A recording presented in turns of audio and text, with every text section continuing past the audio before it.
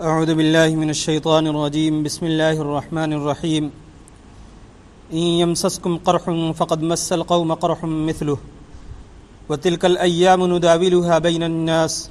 وليعلم الله الذين آمنوا ويتخذ منكم شهداء والله لا يحب الظالمين وليمحص الله الذين آمنوا ويمحق الكافرين أم حسبتم أن تدخلوا الجنة ولما يعلم الله الذين جاهدوا منكم ويعلم الصابرين ولقد كنتم تمنون الموت من قبل أن تلقوه فقد رأيتموه وأنتم تنظرون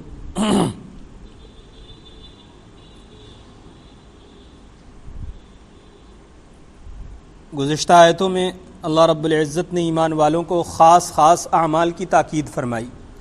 اور ایمان والوں کے وہ اوصاف بتائے کہ دیکھو یہ خاص طور پر یہ ہیں ایمان والوں کے اوصاف، ایسا ہونا چاہیے ایمان والوں کو۔ پھر اس کے بعد ان کو جو جزا ملنے والی ہے اس کا اعلان فرمایا کہ دیکھو ان اعمال کے ساتھ جو حقیقت میں مومن ہوگا اللہ رب العزت اس کو کامیابی عطا فرمائے گا اور ان کی جزا یہ ہوگی۔ آگے پھر ایمان والوں کو تسلی دی گئی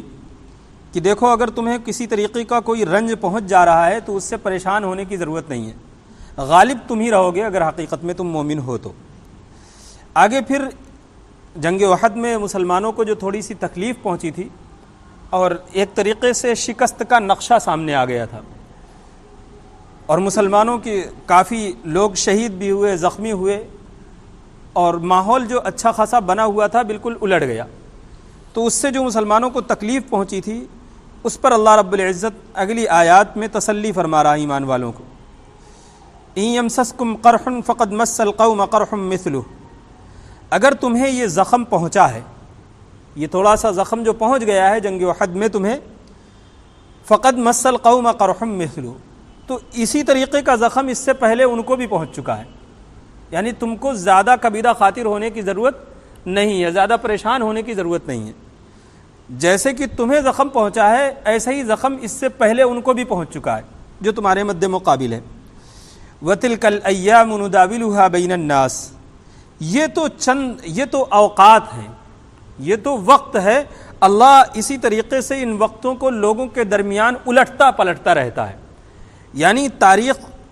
کو ایمان والوں کو تاکید ہو رہی کہ دیکھو ذرا سا پچھلی آیت میں کہا نہیں تھا کہ فَسِيرُوا فِي الْأَرْضِ، تم زمین میں چل پھر کر کے دیکھو کہ کیا ہو رہا ہے، کس طریقے سے اللہ جو ہے جھٹلانے والوں کا کیا انجام کرتا ہے اللہ۔ تو اسی طریقے سے فرما رہا کہ دیکھو وَتِلْكَ الْأَيَّامُ نُدَاوِلُهَا بَيْنَ النَّاسِ، یہ تو چند ایام ہیں جو لوگوں کے درمیان الٹتے پلٹتے رہتے ہیں، یعنی کبھی کسی کا زوال، کبھی کسی کا عروج، کبھی کسی کو فتح، کبھی کسی کو شکست، کبھی بدحالی کبھی خوشحالی، یہ تو معاملہ دنیا کا اللہ نے ایسا بنا رکھا ہے، یہ الٹ پلٹ ہوتا رہتا ہے۔ وَلِيَعْلَمَ اللَّهُ الَّذِينَ آمَنُوا وَيَتَّخِذَ مِنكُمْ شُهَدَاءَ، لیکن یہی حالات اگر ایمان والوں کے ساتھ جب پیش آتے ہیں کہ ان کو اگر کوئی تکلیف پہنچتی ہے، ان کے ساتھ کوئی ایسا معاملہ آتا ہے جس میں ان کو نقصان پہنچ رہا ہو، تو اس میں ایمان والا کبھی گھاٹے میں نہیں ہوتا ہے، اس میں ایمان والا گھاٹے میں نہیں ہوتا۔ کفار اگر خوشحالی میں ہے تو بہت اچھی بات ہے، اگر تکلیف میں پہنچے تو وہ تکلیف ان کی تکلیف ہی ہے، اس کے بدلے میں ان کو کچھ ملنے والا نہیں ہے۔ لیکن ایمان والوں کے اوپر اگر کوئی ایسا معاملہ ہے تو اللہ کی طرف سے کچھ نہ کچھ ہے، اسی کو اللہ فرما رہا وَلِيَعْلَمَ اللَّهُ الَّذِينَ آمَنُوا، تو تمہارے درمیان جو یہ ایام الٹ پلٹ ہو رہے ہیں، یعنی پچھلی جنگ میں تم کو فتح حاصل ہوئی تھی، اس جنگ میں تھوڑا سا شکست کا نقشہ تمہارے سامنے جو آیا ہے، اس کا مقصد صرف یہ ہے کہ اللہ اس چیز کو ظاہر فرما دے کہ تم میں حقیقت میں ایمان والا کون ہے۔ اور وہ ہوا جنگ احد میں منافقین اپنی جماعت کو لے کر کے الگ ہو گئے، جو ابھی 1000 کی پوری تعداد کو مسلمان سمجھا جا رہا تھا کہ یہ سارے کے سارے ایمان والے ہیں اور سارے کے سارے حقیقت میں حضرت محمد رسول اللہ صلی اللہ علیہ وسلم کے دین پر سچے طور پر ایمان رکھنے والے ہیں۔ لیکن حقیقت یہ نہیں تھی، اگر اللہ رب العزت یہ آزمائش ایمان والوں پر نہ ڈالتا تو یہ جو 300 ظاہر ہوئے منافقین ان کا ظہور چھپا رہتا۔ تو اللہ وہی فرما رہا کہ وَلِيَعْلَمَ اللَّهُ الَّذِينَ آمَنُوا، اللہ کے علم میں تو ہر چیز ہے، جب کوئی لفظ علم کا اللہ کے ساتھ جب استعمال ہو تو اس کا مقصد یہ نہیں ہوتا کہ اللہ کسی چیز کو جان لے گا، اللہ تو جانتا ہے، یہ جاننے کا مطلب یہ ہے کہ اللہ دنیا والوں پر اس چیز کو ظاہر کر دے، اللہ تو جان رہا ہی ہے، اللہ دنیا والوں پر اس چیز کو ظاہر کر دے۔ تو اسی کو اللہ نے فرمایا کہ اللہ کا مقصد یہ تھا کہ تم میں سے ایمان والا کون ہے اس کو ظاہر کر دے اللہ، اور اس کو ظاہر کر دیا اللہ نے۔ وہ اپنی جماعت کو لے کر کے الگ ہو گئے اور ایمان والے الگ ہو گئے۔ وَيَتَّخِذَ مِنْكُمْ شُهَدَاءَ، اور تم میں سے کچھ افراد کو اللہ شہادت کا مقام دے کر کے ان کے مقام کو بلند کر دے۔ یہ مقصد تھا اللہ کا، یعنی تم گھاٹے میں پھر بھی نہیں ہو۔ اگر تمہیں کوئی تکلیف پہنچتی ہے تو ایسا نہیں کہ تمہارے سامنے والے کو نہیں پہنچی، اس سے پہلے اس کو پہنچ چکی ہے، لیکن اس کی تکلیف تو صرف تکلیف ہے، اس کی پریشانی تو صرف پریشانی ہے، لیکن تمہاری تکلیف، تمہاری پریشانی ایک تو یہ تھوڑے سے دن کے لیے ہے، اس کے بعد ختم ہو جانی ہے۔ اس کے ساتھ ساتھ یہ بھی ہے کہ تم میں کون حقیقت میں ایمان والا ہے، کون حقیقت میں ایمان والا نہیں، اس کا ظہور ہو جائے، اس کا فیصلہ ہو جائے، دونوں لوگ ظاہر ہو جائیں۔ اور دوسری چیز، اللہ تم میں سے اگر کوئی شخص مارا جائے اس جنگ میں تو اس کو شہادت کا مقام دے کر کے اللہ بلند مرتبے پر پہنچا دے۔ یہ مقصد ہے اللہ کا۔ واللہ لا يحب الظالمین، اور اللہ ان ظالموں کو پسند نہیں کرتا، یعنی جو تمہارے مد مقابل اسلام کو اور ایمان کو اور دین کو مٹانے پر تلے ہوئے ہیں، اللہ ایسے ظالموں کو پسند نہیں فرماتا۔ وَلِيُمَحِّصَ اللَّهُ الَّذِينَ آمَنُوا وَيَمْحَقَ الْكَافِرِينَ، اور اللہ رب العزت یہ چاہتا ہے کہ تمہارے جو ایمان والے ہیں، جو ایمان لے آئے ہیں، ان کے اندر نکھار پیدا ہو جائے، ان کی میل کچیل کو اللہ کاٹ کر کے صاف کر دے، اور حقیقت میں جو ان کا ایمان ہے وہ نکھر کر کے سامنے آ جائے۔ اور یہی ہوا جنگ احد کے موقع پر کہ جب یہ کفار کی طرف سے مشہور کیا گیا کہ اللہ کے نبی صلی اللہ علیہ وسلم شہید ہو گئے، تو مسلمانوں کی حالت عجیب سی ہو گئی۔ کچھ تو ایسے تھے جنہوں نے کہا کہ اب اللہ کے نبی اگر نہیں رہے تو ہم بھی نہیں رہیں گے، ہم اسی جنگ میں لڑ کر کے مر جائیں گے۔ کچھ تو وہ رہے جنہوں نے کہا جب اللہ کے نبی ہی نہیں رہے تو اب لڑنے سے فائدہ کیا ہے، بیٹھ گئے۔ اور یہ منافقین جو تھے یہ اسی ڈر سے اپنی جان بچا کر کے نکل بھاگے۔ تو یہ تو ظاہر ہو گیا کہ یہ منافق تھے، اور اللہ رب العزت نے، اور پھر جیسا ہی یہ چیز ظاہر ہوئی اور حضرت علی کی نظر اللہ کے نبی صلی اللہ علیہ وسلم کے اوپر پڑی، اور انہوں نے جیسے ہی اعلان کیا مسلمانوں کے درمیان کہ مسلمانوں اللہ کے نبی موجود ہیں، تو اللہ کے حضرت علی کی اس آواز کو سن کر کے مسلمانوں میں جیسے ایک دوبارہ سے جان پڑی، اور مسلمان دوبارہ اسی طاقت کے ساتھ، اسی قوت کے ساتھ اٹھ کر کے کھڑے ہوئے اور کھنچ کر کے اللہ کے نبی صلی اللہ علیہ وسلم کی طرف اکٹھا ہوئے۔ تو ان کے اندر جو پہلے سے، جنگ کے پہلے سے تھوڑا سا ڈگمگ معاملہ ہو رہا تھا، وہ اس وقت آ کر کے نکھر کر کے کھل کر کے سامنے آ گیا، اور حقیقت میں کھڑے ہو گئے کہ، اور ظاہر ہو گیا کہ ایمان جو ہے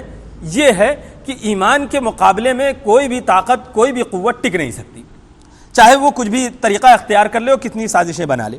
تو اللہ رب العزت نے فرمایا کہ وَلِيُمَحِّصَ اللَّهُ الَّذِينَ آمَنُوا، اللہ کا مقصد یہ تھا کہ اللہ تمہارے ایمان کے اندر نکھار پیدا کر دے، وَيَمْحَقَ الْكَافِرِينَ، اور کفار کو ملیا میٹ کر دے، اس کا کام تمام کر دے۔ یہ اللہ کا مقصد تھا۔ اور پھر اب ایمان والوں سے کہہ رہا کہ دیکھو تم کو تھوڑی سی تکلیف پہنچی ہے، اس میں پریشان نہ ہو۔ ام حسبتم ان تدخلوا الجنہ، کیا تم سمجھ رہے ہو کہ جنت میں ایسے ہی فری میں داخل ہو جاؤ گے، ایسے ہی چلے جاؤ گے؟ یہ بلند مقام جنت کا، جنت الفردوس جس کی تم تمنا کر رہے ہو، اس میں ایسا ہی بس لا الہ الا اللہ محمد رسول اللہ پڑھ لیا اور بس فری میں چلے جاؤ گے؟ ایسا نہیں ہے۔ ام حسبتم ان تدخلوا الجنہ، کیا تم سمجھتے ہو کہ جنت میں ایسے ہی داخل ہو جاؤ گے؟ وَلِيَعْلَمَ اللَّهُ الَّذِينَ آمَنُوا وَلِيَعْلَمَ اللَّهُ الَّذِينَ جَاهَدُوا مِنْكُمْ وَيَعْلَمَ الصَّابِرِينَ، اللہ تو آزمائے گا تم کو، بغیر آزمائش کے تم کو جنت میں داخلے کا موقع نہ ملے گا۔ ایمان والا ضرور آزمایا جائے گا۔ ہم لوگ یہ کہہ دیتے ہیں نا، ایمان والے اکثر سننے کو ملتا ہے کہ